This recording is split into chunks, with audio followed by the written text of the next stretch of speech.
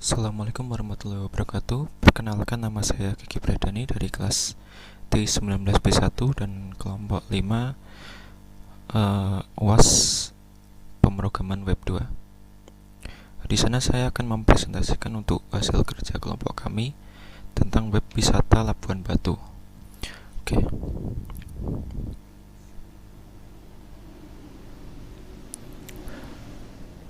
Pertama saya akan jelaskan untuk database-nya. Di sini kami memakai database yang kami beri nama Labuan Batu.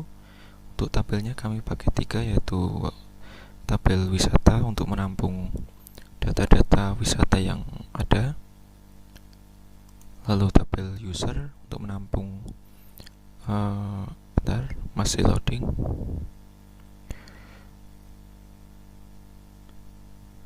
Tabel user untuk menampung ini username dan password untuk login, lalu ada tabel kuliner untuk menampung data-data kuliner yang akan kita pakai nanti di database di websitenya. Oke.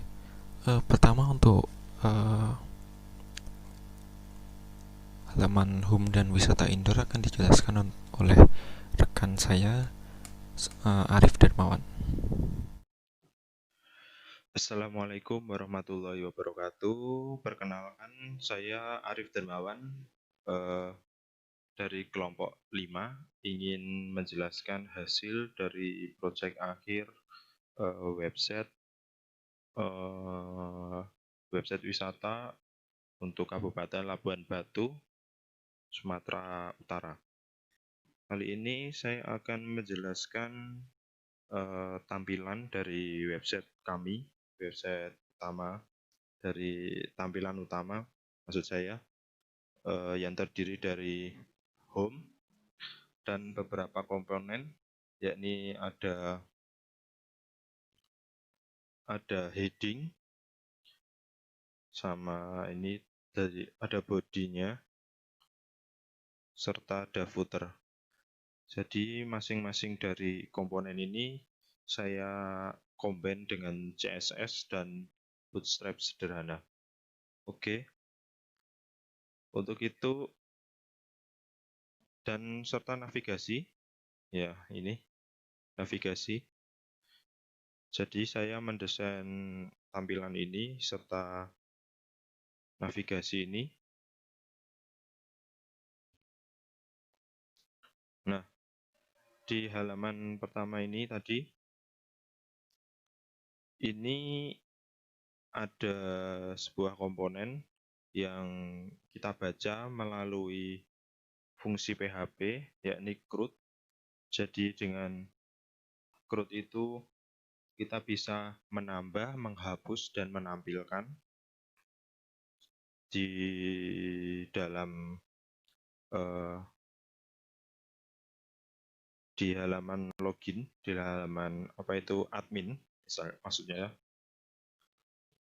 Kemudian di sini ada dua kategori, ada wisata dan kuliner.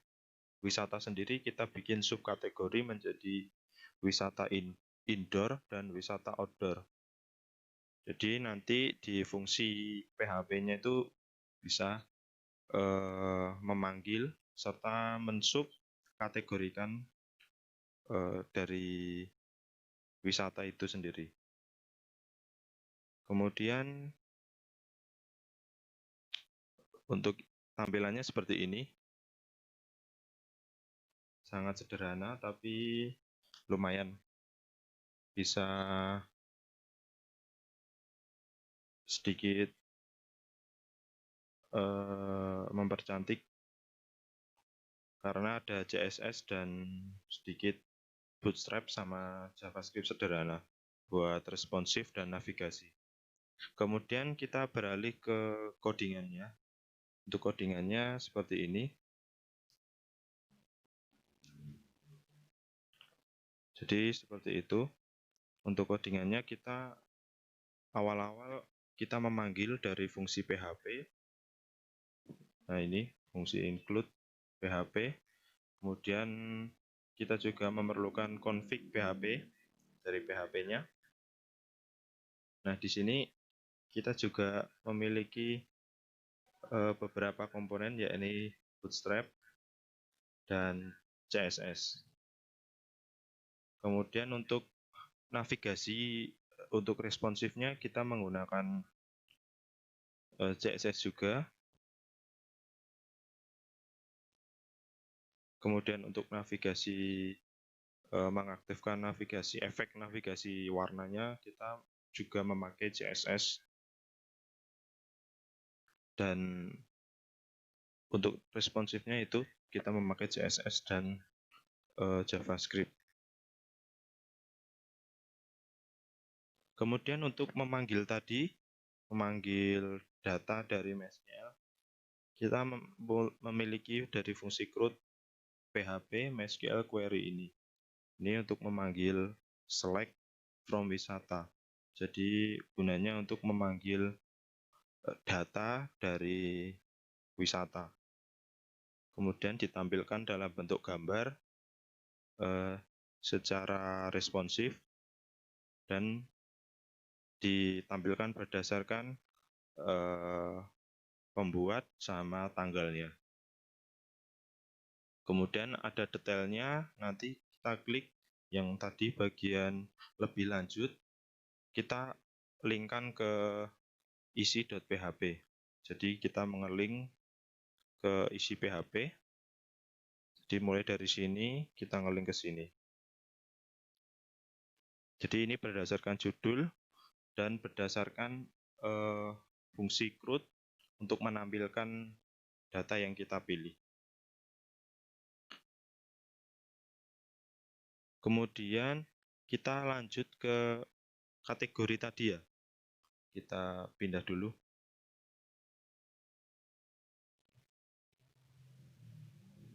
Oke, kita pindah ke kategori. Kita membahas di wisata indoor-nya. Di wisata indoor kita cuman menampilkan ini.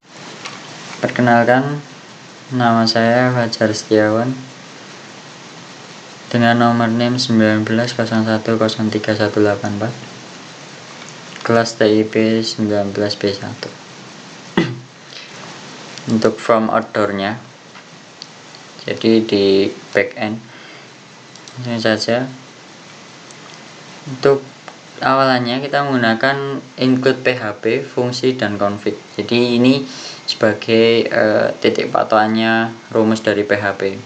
Kemudian untuk doc type-nya kita tetap menggunakan HTML. Kemudian fungsi dari kode titel ini sebagai judul pada website yang akan bertampilan seperti ini. Jadi ini titelnya kita beri nama wisata website pariwisata Labuan Batu, dan hasilnya nanti timbul di tab judul di sini. Kemudian kode selanjutnya di sini. Jadi untuk kode ini berfungsi sebagai responsif suatu website. Jadi ketika kita menuliskan kode seperti ini, maka nanti website ini akan bersifat responsif. Kemudian untuk /link ini berfungsi untuk memanggil suatu CSS. Nah, sedangkan CSS sendiri memiliki fungsi yaitu untuk memperindah suatu website atau sebagai tampilan, memperindah suatu tampilan. Kemudian untuk selanjutnya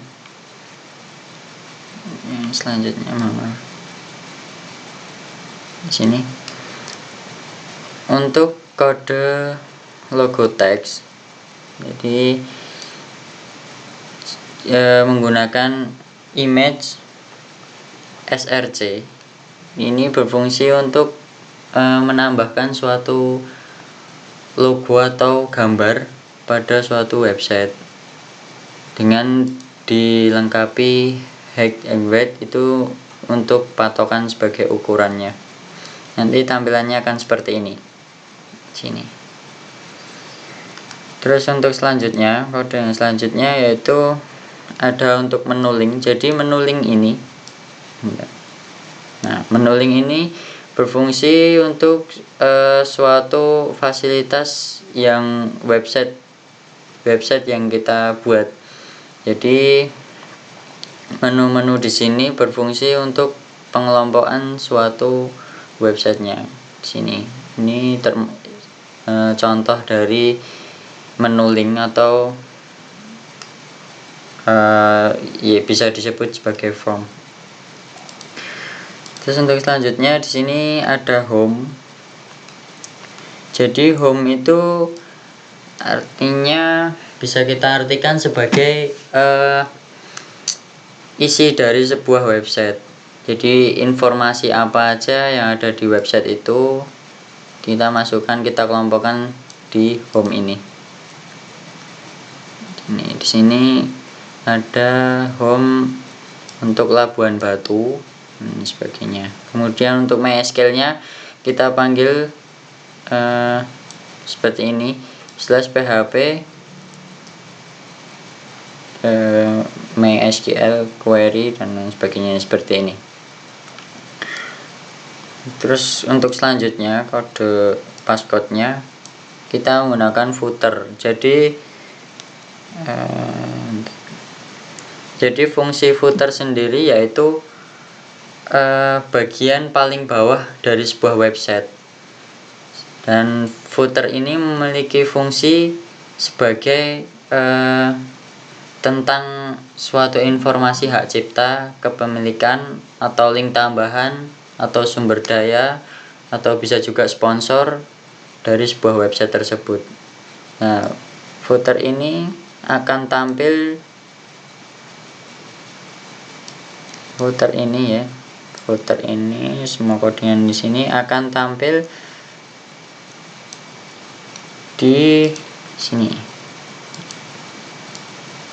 Nah, ini yang disebut dengan footer tuh seperti ini. Jadi suatu isi atau iklan, sponsor, informasi tentang suatu web tersebut. Jadi di sini ada Kabupaten Labuan Batu, alamat, kontak informasi dan lain sebagainya. Informasi tentang suatu web. Gitu. Kemudian untuk form kuliner masih sama ya. Jadi untuk form kuliner di sini bersifat responsif karena kita masih menggunakan kode yang sama di sebelumnya. Kemudian untuk CSS-nya kita masih panggil yang sama. Yang membedakan yaitu di dalam home-nya. Di home-nya itu kita memberikan informasi yang berbeda.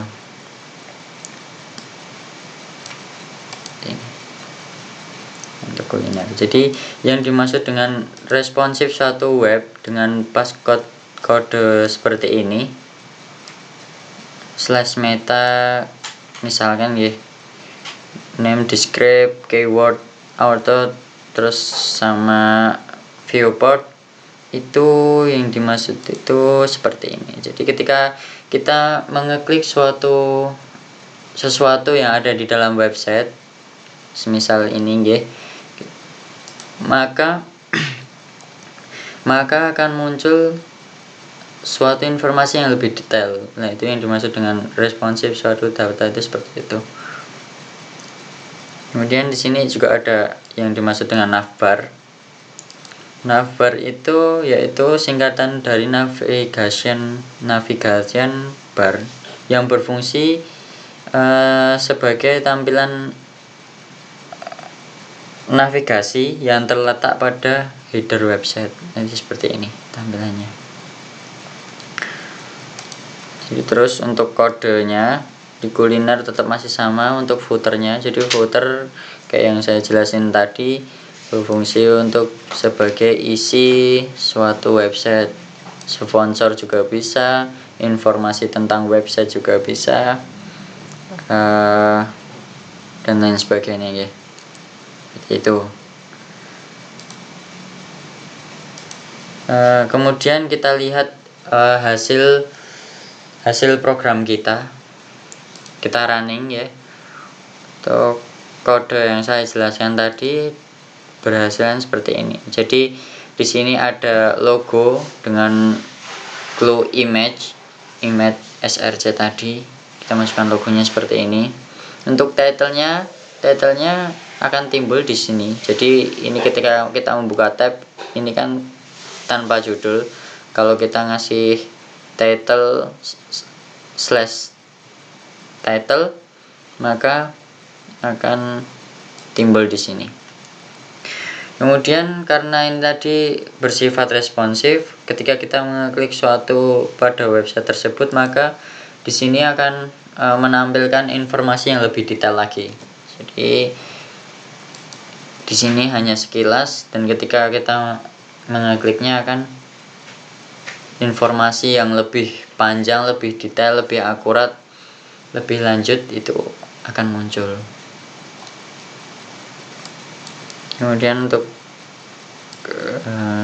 kuliner masih sama. Jadi konsep suatu website kita memang sama, ini antara form 1, form 2 dan form lainnya itu sama, dan menggunakan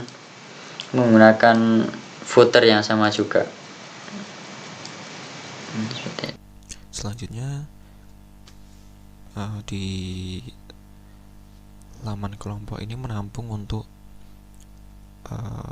nama anggota dan juga untuk nama dosen. Jadi ada Arif Dermawan, Kiki Pradani, Fajar Setiawan, desain front end, coding dan front end dan back end, dan juga ini front end. Dan untuk desainnya ada Pak Arif Wicaksono MKOM. Lalu selanjutnya ada login kita ambil datanya dari users.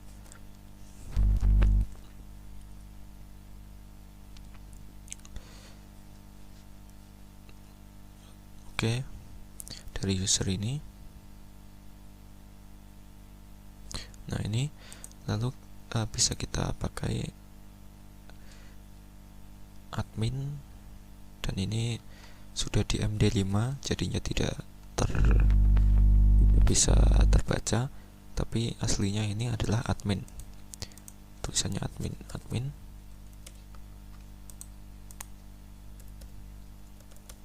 Login.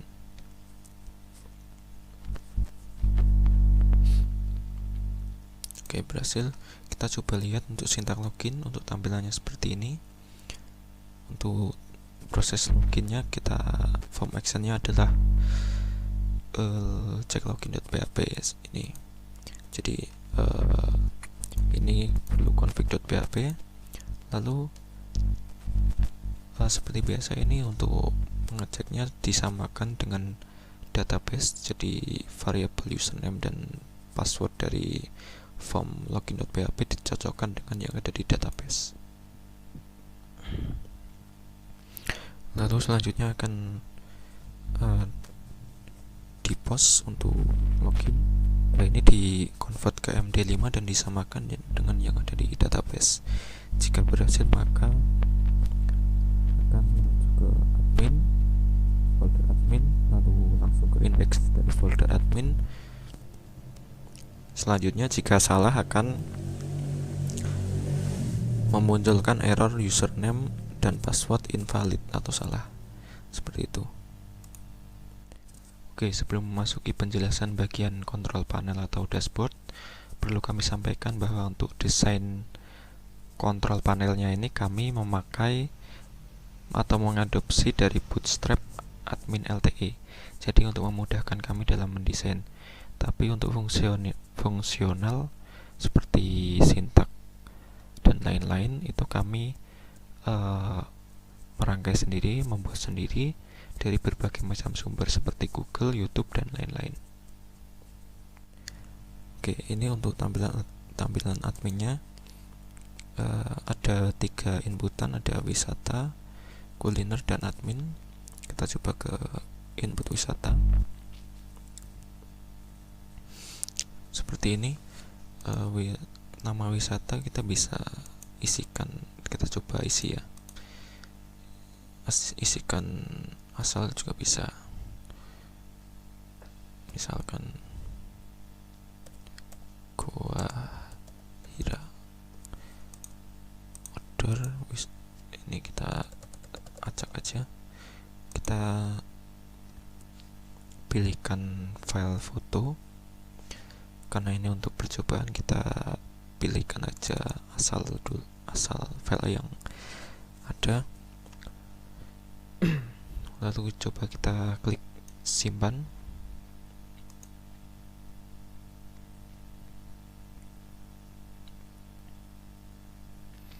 Oke, akan muncul notifikasi data berhasil disimpan seperti ini. Selanjutnya kita cek di list wisata apakah datanya sudah tersimpan. Oke, sudah tersimpan di baris ketiga ini, Gua Hira, seperti ini. Lalu kita coba bisa mengedit atau menghapusnya. Kali ini kita coba menghapus dulu. Kita coba hapus, delete.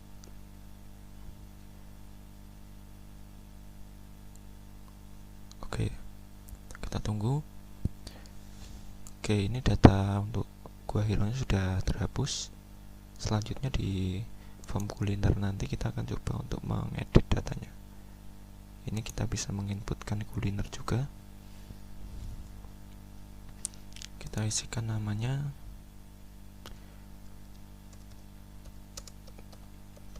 Kita coba nasi goreng. Deskripsinya kita acak aja, lalu kita pilih gambarnya. Kita pilih gambarnya, acak aja, lalu kita simpan.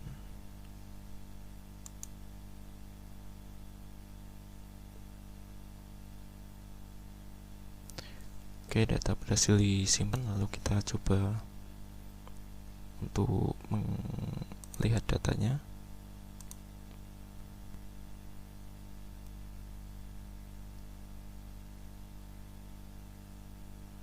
Nah, ini untuk datanya udah berhasil disimpan, nasi goreng. Kita klik edit. Kita bisa, karena tadi di form wisata kita sudah mencoba hapus, kita coba edit di form kuliner ini. Kita edit gambarnya aja, kita edit, coba, karena ini percobaan, kita pilih file yang acak aja. Oke, kita simpan.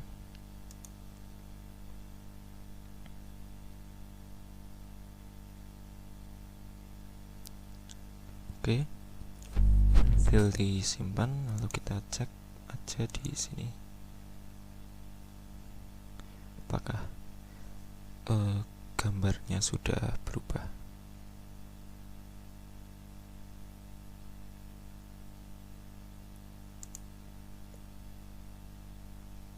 Oke, untuk gambarnya sudah berubah dari gambar yang sebelumnya gambar asalnya itu seperti tempat wisata, sudah ganti menjadi foto ini. Ini fotonya kita asal karena cuma untuk percobaan. Kita klik back. Kita coba lihat untuk sintaknya. Jadi untuk sintak form wisata dan kuliner ini kurang lebih sama, akan saya jelaskan di satu file aja, untuk salah satu file aja. Jadi pertama ini ada dua mode, ada mode simpan dan update. Ini untuk pertama untuk simpan, jadi seperti ini. Jika perintahnya save, maka nama file gambar akan dipindahkan ke folder temporary. Selanjutnya akan menyimpannya seperti biasa. Jadi ini untuk menentukan ekstensinya. terus ini untuk menguploadnya ke folder, dan ini untuk menyimpannya ke database atau ke tabel kuliner atau ke tabel wisata sesuai dengan formnya. Lalu jika berhasil akan menuju ke indeks PHP kuliner. Lalu update ini file yang lama, foto lama akan dihapus, lalu file baru akan diupload ke folder temporary. Selanjutnya akan diupdate seperti biasa. Jadi ini untuk unlink gambar. Untuk selanjutnya lalu ada ini untuk mengatur ekstensinya. Lalu ini untuk memindahkan foto yang sebelumnya atau foto yang lama, dan nanti akan diganti dengan foto yang baru. Selanjutnya akan update kuliner atau wisata dengan data-data yang sudah diisikan di form update, dan akan kembali ke form kuliner. Index.php sama dengan packnya sama dengan kuliner atau ini.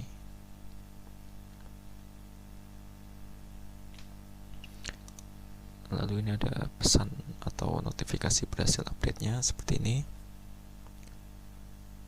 Dan ini untuk mendapatkan ID. Jadi jika ID berhasil didapatkan, maka modenya itu akan berubah menjadi mode update, dan data-data yang ada di database akan terisi di kolom atau text box di website di form inputannya, dan akan menjadi form update seperti ini. Jika ID-nya berhasil didapatkan, akan bisa memanggil data-datanya seperti ID, data 4 ini berdasarkan urutan dari fieldnya. Ini juga get ID, data 2, data 3 ini berdasarkan urutan dari ini. Jadi 0, 1, 2, 3 ini misalkan. Lalu ini untuk upload file, untuk menghitung file yang dipilih, untuk perulangan untuk mengunggah atau mengupload filenya. Lalu ini untuk tombol simpan atau update-nya. Jadi jika terdapat ID-nya maka akan menjadi update, dan jika tidak akan menjadi save biasa.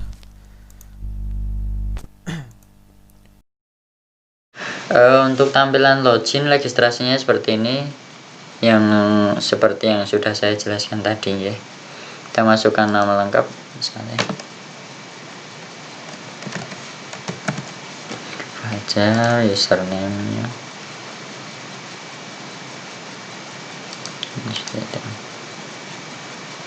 mungkin kurang lebih seperti itu. Mungkin hanya ini yang dapat saya sampaikan. Apabila ada kekurangannya, saya mohon maaf sebesar-besarnya.